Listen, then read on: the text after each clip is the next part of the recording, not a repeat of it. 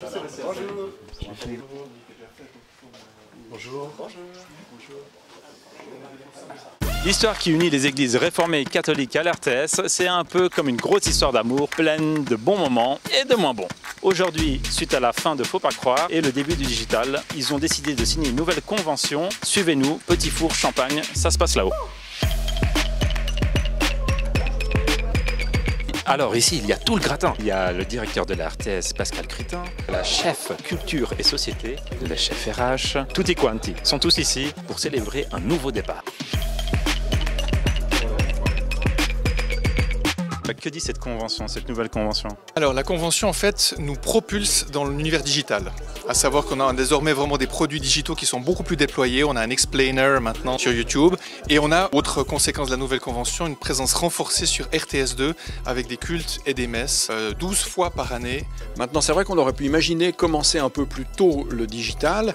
Donc c'est vrai qu'on avait plutôt une politique conservatrice pour conserver les choses qu'on sait faire. Ce qui nous restait comme moyen, on l'utilisait pour développer des nouvelles choses. Pour le coup, maintenant, on conserve plus grand chose, mais on doit développer vraiment pour les nouveaux publics et les nouveaux formats. Alors, qu'est-ce qu'on a là? Du Prosecco. J'ai cru que c'était du champagne.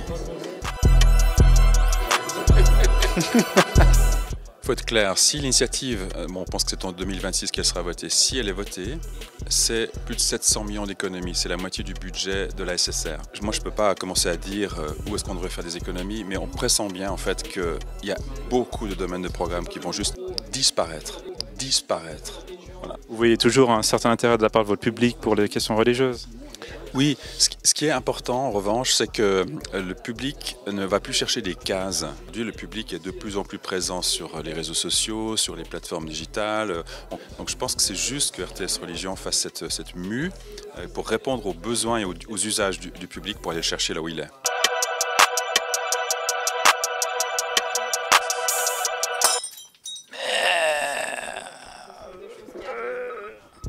C'est le risque du métier. Merde, il y a des bouts de verre partout maintenant. Cette nouvelle convention, est-ce que tout continue comme avant ou est-ce que ça amène d'autres enjeux? Il faut faire différemment, il faut faire de manière plus légère, retrouver l'équilibre entre la radio et le digital. Donc dans cette série, on se demande quel est le rôle de la religion dans la culpabilité qu'on peut ressentir par rapport à certaines pratiques sexuelles. Masturbation, plaisir ou culpabilité. Et on a donc Marie Détra, ma collègue, en face caméra. On va parler de la masturbation, on va parler des sextoys, de la pornographie. Et puis, on aborde évidemment ça à travers les monothéismes, mais on va essayer d'élargir un petit peu avec des autres religions, des religions qui viennent d'Asie notamment. Et l'idée, c'est tant sur la forme que sur le fond, de choisir un peu des sujets qui touchent un public plus jeune, plus large qu'avant, ou c'est quoi? C'est ça, c'est vrai qu'on a choisi cette thématique parce qu'on voulait être concernante, alors on s'est demandé qu'est-ce qui concerne beaucoup de gens en tout cas. Et oui, l'idée c'est peut-être un petit peu de rajeunir ce public. C'est un public de 25 à 44 ans. Et les objectifs d'RTS Religion?